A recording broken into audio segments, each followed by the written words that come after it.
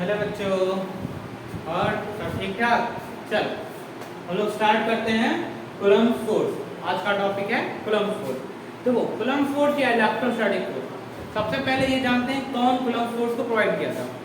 इन 1785 Charles Austin coulomb ने ये coulomb force दिया था। एक्चुअल में कूलम्ब फोर्स है क्या, ये तो जानने की कोशिश करते हैं। ठीक है, when attractive or repulsive force act between two stationary point charges which are separated by a distance is called Coulomb force. ठीक है, attractive or repulsive force acts between two stationary point charges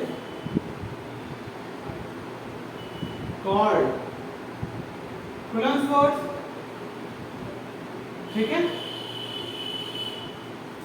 तो attraction और repulsion force act कर रहा होगा between two stationary point charge को, उसको क्या कहेंगे हम लोग? Coulomb force. देखो लाइक एक charge Q1 another charge Q2 कितने डिस्टेंस से सेपरेटेड हैं? r डिस्टेंस से दोनों सेपरेटेड हैं। कितने डिस्टेंस से? r डिस्टेंस से। तो इनके बीच में क्या होगा? अट्रैक्शन और रिपल्शन फोर्स होगा। देखो कैसे, मान लो ये वाला पॉजिटिव, ये वाला पॉजिटिव, तो ये पॉजिटिव वाला इसको दूर भगाएगा ना, जो भागो जो वाला चार्ज ज्यादा होगा वो उसको दूर भगाएगा। ठीक है, यानी वहां पे क्या होगा? Repulsion, there will act and repulsive force. ठीक, अब मान लो एक पॉजिटिव हो एक निगेटिव हो। अब ये पॉजिटिव वाला अगर ज्यादा होगा पॉजिटिव वाला, अगर नेगेटिव वाला ज्यादा होगा तो नेगेटिव वाला अट्रैक्ट कर रहा होगा। ठीक है, तो अट्रैक्टिव और repulsive force act between stationery point charges is called Coulomb force. अब देखो ये कूलम्ब फोर्स डिपेंड किस पे करता है। ठीक है, so coulomb force is depends on charges, amount of charges. Charges कितने हैं? ठीक है, तो F is proportional to Q1 Q2।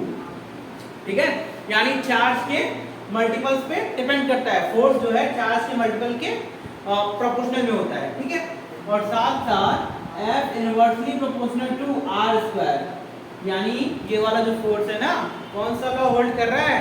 Inverse square law को क्या करता है? होल्ड करता है।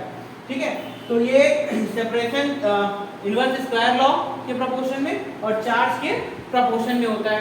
अब दोनों को कंबाइन करते हैं, कंबाइनिंग इक्वेशन 1 एंड 2। अब कंबाइन करोगे तो क्या मिलेगा? F is proportional to Q1 Q2 by R square. F is proportional to Q1 Q2 by R square.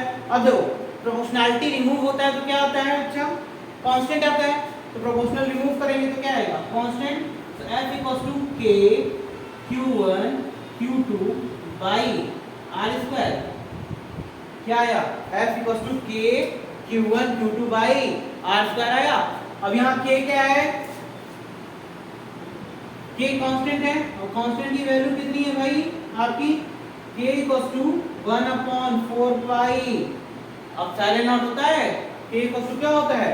1/4 pi epsilon naught. इसकी वैल्यू कितनी होगी mathematical? 9 × 10 power 9 newton metre square upon coulomb square. Newton metre square upon coulomb square. तो Coulomb force क्या हुआ? Attractive और repulsive force act between two stationary point charges is called Coulomb force. अब ये attractive भी हो सकता है और रिपल्सिव भी। अब ये वाला फोर्स देखो किस पे डिपेंड कर रहा है? तो force is directly proportional to Q1 Q2 and inverse square law को होल्ड कर रहा है। So F inversely proportional to R square. ठीक, तो कंबाइन किया आपने तो F इक्वल टू क्या आ गया? K Q1 Q2 by R square. अब K क्या है? K आपका कांस्टेंट है। ठीक, जिसकी वैल्यू क्या है? 1/4 पाई एप्सिलॉन नॉट, जिसकी वैल्यू किसके इक्वल है? 9 × 10 की पावर 9। अब यहाँ पे एप्सिलॉन नॉट क्या है? इसको क्या कहते हैं? Epsilon not. एप्सिलॉन नॉट क्या है? इसको क्या कहते हैं? परमिटिविटी। क्या कहते हैं? परमिटिविटी। ठीक, परमिटिविटी ऑफ कहां पे? एप्सिलॉन नॉट है, परमिटिविटी ऑफ फ्री स्पेस।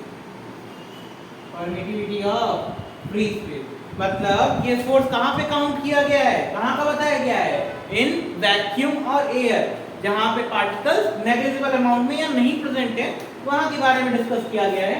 तो आपका फॉर्मूला क्या आया, F इक्वल्स टू, फॉर्मूला लिखेंगे F equals to 1/4 pi epsilon naught Q1 Q2 by R square आया।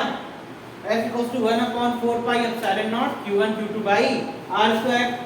ठीक है, अब देखो ये तो आपके लिए कहाँ के लिए आया, वैक्यूम के लिए। अब यही अगर मीडियम के लिए लिखेंगे तो क्या होगा, मीडियम के लिए लिख के देखा जाए, चलो लिखते हैं हम लोग यहाँ पे मीडियम के लिए। अब जब मीडियम के हम लोग लिखेंगे तो क्या चीज चेंज होगा बच्चा, ये जो हमारा साइलेंट नॉट है ना, परमिटिविटी ऑफ फ्री स्पेस, यही तो बदलेगा, क्योंकि मीडियम चेंज होने पर फोर्स क्या हो जाएगा, बहुत लार्ज अमाउंट में चेंज हो जाएगा। There will be change in large amount when we changes the medium, जब मीडियम को आप चेंज करोगे। ठीक है, जैसे जब हम लोग किसी चीज का मेजरमेंट आप वैक्यूम में कर रहे थे, किसी दो चार्जेस को लिए थे, सेपरेशन था, फोर्स का मेजरमेंट आप वैक्यूम में किए तो वहां के ऊपर फोर्स कुछ F आया। ठीक है, अगर आप उसका मेजरमेंट आप वाटर में करते हो तो पता है वो F/80 टाइम्स रिड्यूस हो जाता है, यानी 1/80 टाइम्स वो फोर्स रिड्यूस हो जाएगा अपने ओरिजिनल वैल्यू से।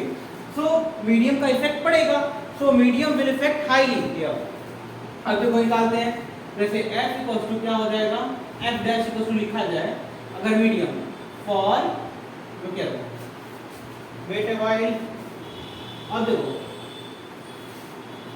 फॉर एनी मीडिया, अगर आप मीडियम के लिए लिखोगे तो क्या होगा, F dash equals to 1/4 pi epsilon, अब एप्सिलॉन नॉट की जगह क्या हो जाएगा, epsilon into Q1 Q2 by क्या हो जाएगा R स्क्वायर।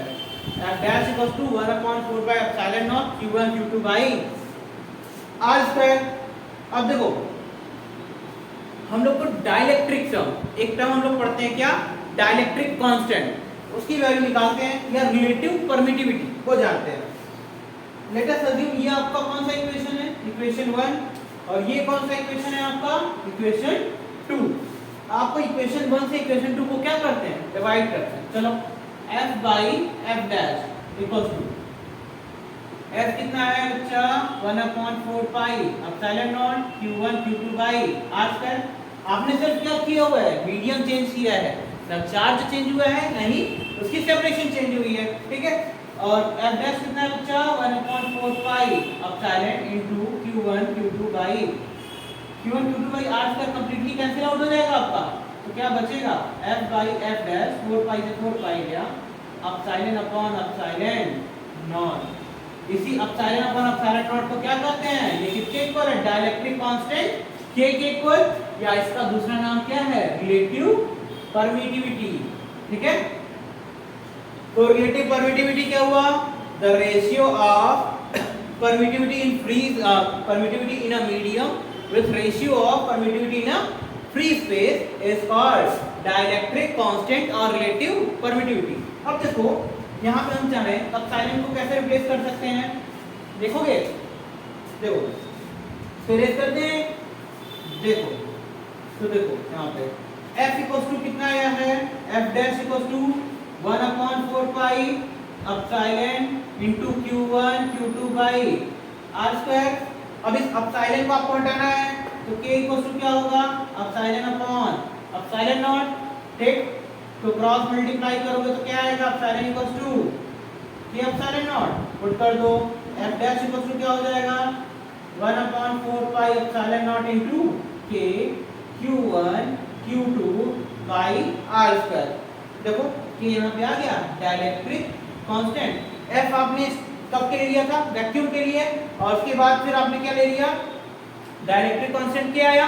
ठीक है, ये वाला K डिफर है, ये वाला K कैपिटल K लिखा हुआ है, ठीक है, ये स्मॉल K। अब देखो अगर हम देखें कि इनिशियल के कंपैरिजन में कितना चेंज हो गया, इनिशियल कहाँ का था आपका, वैक्यूम का था। ठीक, वैक्यूम के कंपैरिजन में कितना चेंज हुआ, देखो ये वाली वैल्यू देखो, ये वाली, इस पूरे वैल्यू को आप क्या कहे हो, 1/4 pi epsilon naught Q1 Q2 by R square को आप क्या कहे हो, F कहे थे। ठीक है, तो देखो F डैश इक्वल्स टू क्या आ जाएगा, F by K, F dash equals to क्या आ जाएगा F by K। सोचो अगर आप किसी फोर्स का मेजरमेंट कहाँ कर रहे हो, वैक्यूम में कर रहे हो और एक बार मीडियम में कर रहे हो, तो मीडियम में करने पे उतने टाइम्स 1/k टाइम्स रिड्यूस हो जाएगा। अगर आपने एयर में कोई मेजरमेंट आपने एयर में किया है और कोई मेजरमेंट आप वाटर में कर रहे हो फोर्स का, तो 1/80 टाइम्स वो फोर्स क्या हो जाएगा, रिड्यूस हो जाएगा। समझ में आया? ठीक है।